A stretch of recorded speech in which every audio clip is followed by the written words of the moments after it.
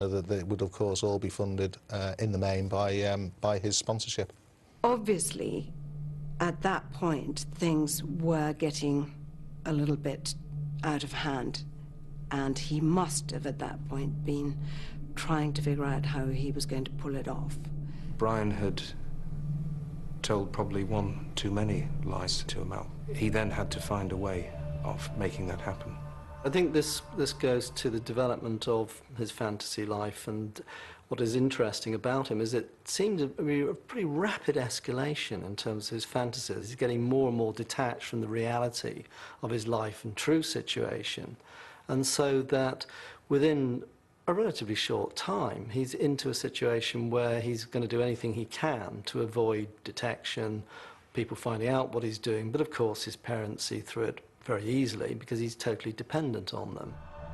Brian Blackwell desperately needed money to fund the luxury trip he'd promised Amal, but his parents were about to put a stop to his extravagant spending.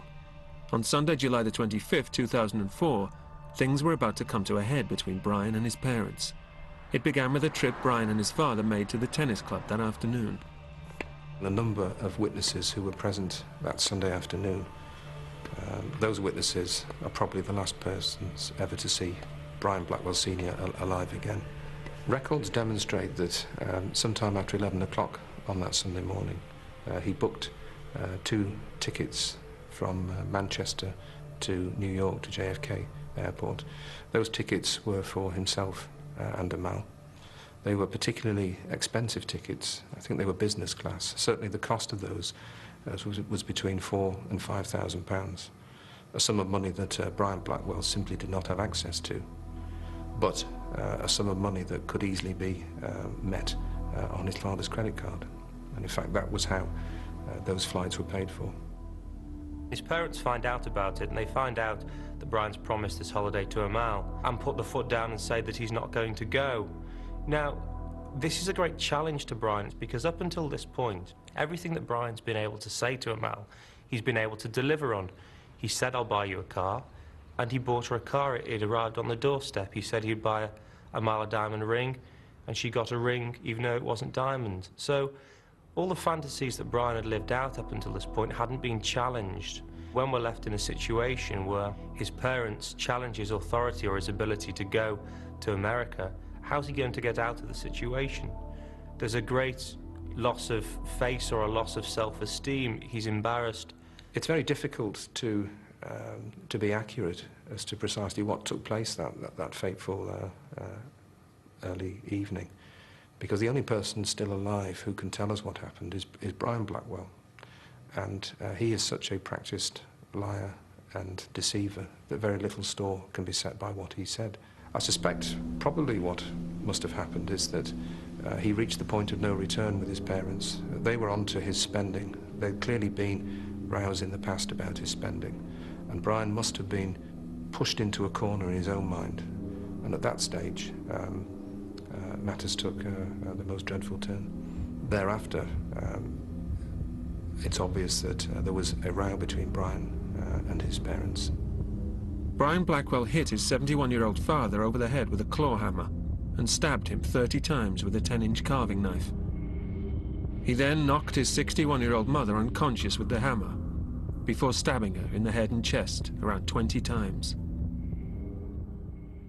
Having killed his parents, Brian later described burning the clothing that he'd been wearing in an incinerator in the garden. Amal was waiting for him to turn up at the house and had actually rung him on a couple of occasions, and a taxi had called outside the long driveway, which he hadn't come out to, so that she then arranged for another taxi, and he left. In fact, at one point, he pretended to go back into the house to say goodbye, in the full knowledge that he'd left the body of his parents there. He then went to Amal's house, and it was noticeable that in the course of the journey from Melling to Amal's house, the taxi driver didn't detect any signs of the traumatic event to which Brian had recently been involved. In fact, he said it was a perfectly normal conversation, which is a rather surprising feature and a rather chilling feature. The following day, they flew to New York. They flew business class for tickets just under £5,000. They stayed at one of the better hotels in New York. and then flew on to Miami and Barbados and had a very expensive holiday. It was clear now that money was no object to Brian. It seems almost beyond belief that any person, particularly a person who is only fairly young and not that worldly wise, could put aside the events that he'd left back at home, which were horrific, and be able to separate them from his holiday. It takes a certain sort of person, I think, that is able to do that. And it was certainly something he was able to achieve, to the extent that Amal had no idea whatsoever that he was carrying this, what anybody else would describe as a huge burden on himself. When Brian Blackwell and Amal Saba landed in New York, Brian had arranged for a limousine to meet them and take them to one of the city's most luxurious hotels, the Plaza. He booked one of its top suites overlooking Central Park. All the time, Amal was completely unaware of the horrific crime Brian had committed. In this chilling video clip, Brian is clearly seen to be having a great time with Amal, enjoying the luxury surroundings just days after killing his parents. I'll show you the bathroom with our own little television, shower, And jacuzzi. and jacuzzi. And we have our own little dressing table. That's me, hello. And that's me. And this is our view at night. Don't know if you can see anything. Here she was in this, it's like an apartment. It's the presidential suite. It's where Kennedy stays and Bush stays. And Brian then ordered a meal of lobster and oysters and caviar. So it must have been very romantic. And he said that she could go to Prada or Gucci or wherever she wanted in Fifth Avenue in the morning and buy whatever she wanted. They stayed in very top hotels, hundreds of pounds a night. They ate and drank lavishly, the finest champagne, lobsters. We actually recovered a bill from one of the hotels that was an extremely expensive dinner. There was absolutely no expense spared on this trip, and certainly Amal must have been dazzled by the ability that this young man had to spend money. It's a curious feature that she didn't seem to be concerned that there was no tennis, but it may well have been that, in fact, that was another lie told by Brian. They toured North America, going in no particular order to San Francisco, Miami,